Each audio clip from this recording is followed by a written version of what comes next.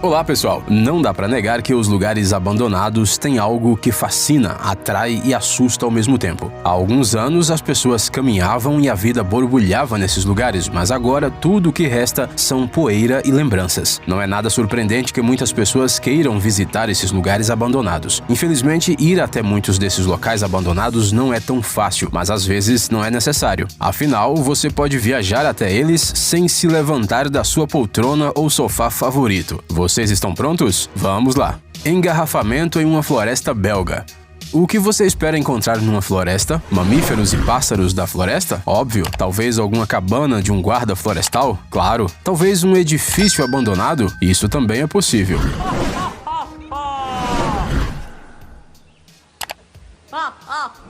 Mas você definitivamente não espera um engarrafamento. No meio de uma densa floresta no sul da Bélgica, não muito longe de um assentamento chamado Chantillon, existe um verdadeiro cemitério de carros antigos. Carros retrô que lentamente enferrujam e se desfazem no meio de faias e carvalhos. Mas como eles chegaram aqui, especialmente nessa quantidade? Dizem as lendas que o cemitério de carros apareceu quando os soldados dos Estados Unidos destacados nessa região, após a Segunda Guerra Mundial, esconderam os seus carros recém-comprados aqui. O custo do envio dos veículos para os Estados Unidos era muito alto. É claro que os proprietários desses carros não planejavam abandoná-los para sempre. Eles planejavam buscá-los depois, mas não conseguiram. Ano após ano, os carros deixados ao ar livre foram gradualmente destruídos pelo tempo. Não demorou muito e esse lugar ficou parecido com uma cena de um filme sobre o apocalipse. A impressão é que as pessoas paradas no trânsito abandonaram seus carros para escapar de algum perigo terrível. Antes, havia 4 cemitérios de automóveis e cerca de 500 carros nos arredores de Chantillon.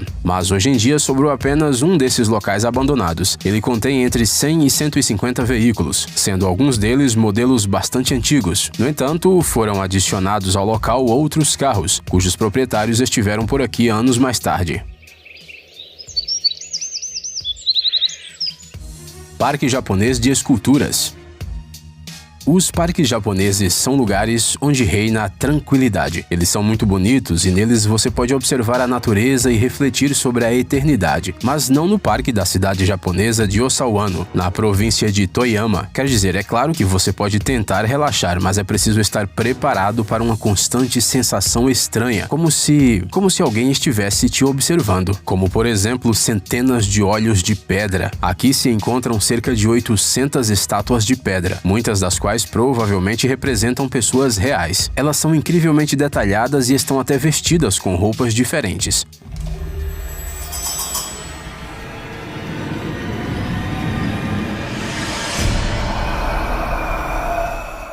Assustador? E como? Porém, o mais curioso é que este parque está completamente abandonado. Em 1989, as estátuas foram feitas por um escultor chinês para um empresário local chamado Mutsuo Furukawa, que pagou mais de 54 milhões de dólares por elas. Furukawa esperava que dessa maneira pudesse perpetuar seu nome e a memória de todas as suas pessoas queridas. Mas após a morte do empresário, o parque de esculturas rapidamente entrou em decadência. Durante algum tempo, ele ficou esquecido por todos, até que um dia um fotógrafo encontrou as esculturas assustadoras e escreveu sobre elas em seu blog. Desde então, o parque começou a atrair turistas.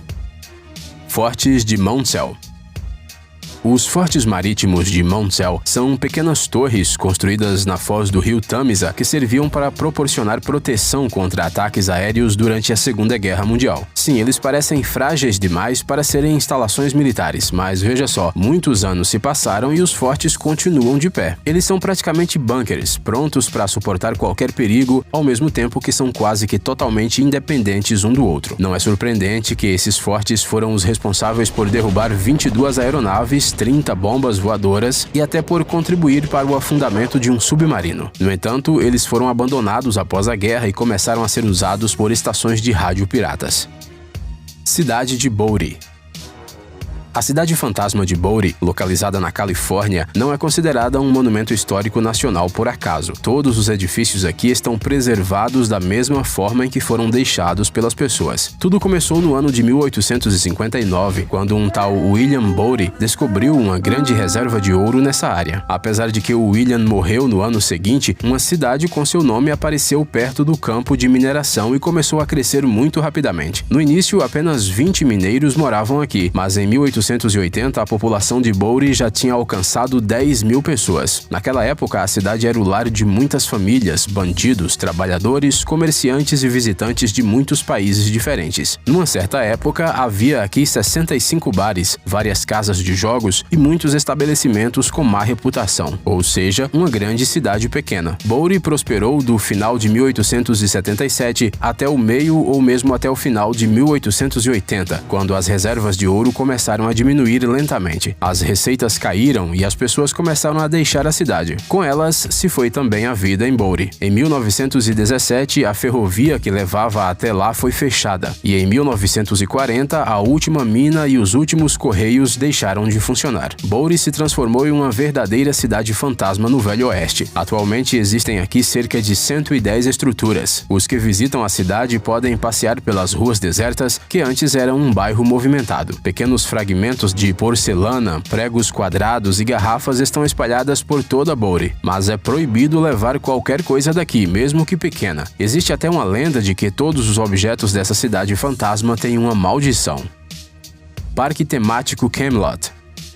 A história do rei Arthur e dos seus cavaleiros da Távola Redonda é uma lenda verdadeiramente inspiradora. Quantos filmes e até desenhos animados foram feitos sobre esse assunto? Há hotéis no estilo do rei Arthur, restaurantes no estilo do rei Arthur, os parques de diversões, é claro, também não foram deixados de fora dessa. Foi assim que em 1983, no condado inglês de Lancashire, foi inaugurado o parque temático Camelot. Ele estava localizado em um terreno de aproximadamente 57 hectares e contava com muitas atrações, tanto para os mais jovens como para os adultos. Tudo foi construído num estilo pseudo-medieval e durante muitos anos os visitantes adoravam visitá-lo. Infelizmente, até o lugar mais bacana pode acabar fechando, e este foi o destino de Camelot. Depois de quase 30 anos de funcionamento, o parque foi fechado. Os proprietários culparam o mau tempo e vários eventos, como as Olimpíadas, pela redução do número de visitantes. O parque se encontra hoje em um estado de completo abandono e pode muito bem servir como um ótimo local para as gravações de um filme sobre o fim do mundo. Galeria Borbônica. Bem debaixo de Nápoles há um túnel subterrâneo. Não, é mais do que um túnel, é uma verdadeira cápsula do tempo. O sistema de túneis e cavernas foi originalmente criado em 1800 para salvar o rei Fernando II das Duas Sicílias da ira do povo, já que a situação era turbulenta. Depois, a Galeria Borbônica ficou abandonada até o início da década de 1930, quando começou a ser usada como uma instalação para o armazenamento de veículos de contrabando. Durante a Segunda Guerra Mundial, o local se tornou um hospital militar e um abrigo contra bombas. Quando a guerra terminou, o túnel foi selado e esquecido durante muitos anos até ser reaberto em 2005. Hoje em dia, qualquer um pode descer até o antigo túnel real. Ao longo dos anos, muitas coisas foram acumuladas lá. Aqui foram jogados pedregulhos de construções, televisores e frigoríficos velhos, carros e motos avariados, sem mencionar os itens que sobraram dos tempos de contrabando. Ou seja, há muito para ver aqui. Duque de Lancaster. As embarcações abandonadas impressionam tanto quanto as cidades e edifícios abandonados. Uma delas é o navio britânico chamado Duque de Lancaster. Ele foi construído em 1956 para ser uma balsa de passageiros e um cruzeiro marítimo. Sim, uma embarcação multitarefa. Na função de balsa, o Duque fez principalmente a rota Heysham-Belfast. Cobrindo distâncias mais longas, ele foi para a Dinamarca, Bélgica, Noruega, Holanda e Espanha. Desde meados da década de 1960, navios de passageiros como o Duque de Lancaster foram gradualmente substituídos por balsas para carro. Mesmo assim, o Duque ficou em uso até 1978. Finalmente foi desativado e desde então enferruja silenciosamente, sobrevivendo à sua idade. Dizem que, a princípio, as autoridades do país de Gales queriam transformá-lo em um grande hotel com 300 quartos. Depois, o Duque ia se transformar na maior galeria de arte ao ar livre, um projeto que quase se concretizou. Afinal, o navio foi coberto com vários grafites, sendo alguns deles de artistas de renome. Mas, infelizmente, em 2017, ambos os lados do navio foram pintados de preto. Desde aquela época, o Duque só faz desmoronar lentamente. Usinas de Wellington. As centrais elétricas alimentadas a carvão dificilmente podem ser chamadas de ecológicas. Dizem que elas emitem milhões de toneladas de gases do efeito estufa e partículas tóxicas sólidas na atmosfera. É por isso que há uma discussão constante sobre a necessidade de reduzir o número dessas centrais elétricas. As usinas de Wellington foram construídas no final dos anos 50 e início dos 60 em Derbyshire, Inglaterra. As duas centrais tinham uma capacidade máxima de 804 megawatts e eram as únicas centrais elétricas desse tipo no Reino Unido, mas nem isso impediu que fechassem.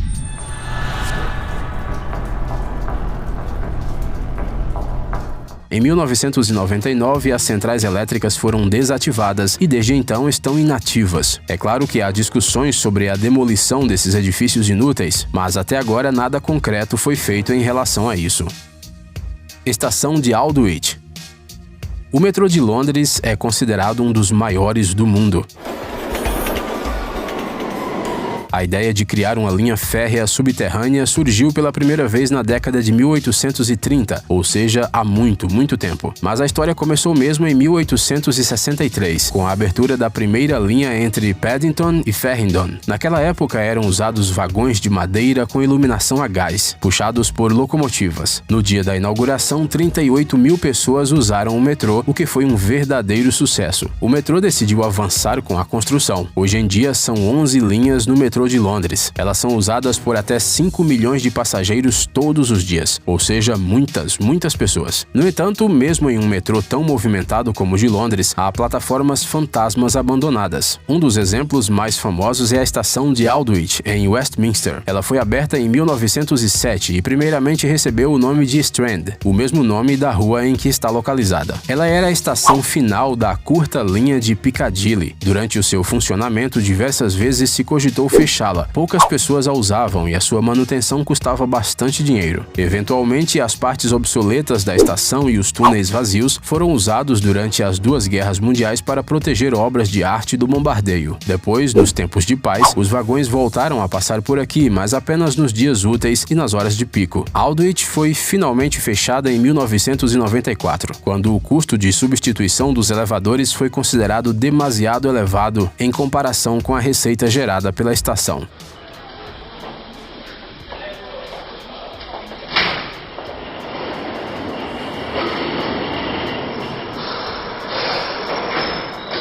Mas esse não foi o fim da sua história. A estação é frequentemente utilizada como cenário para vários filmes e séries de TV. Aldwych pode ser vista, por exemplo, em Sherlock, no sexto Velozes e Furiosos, Desejo e Reparação e V de Vingança.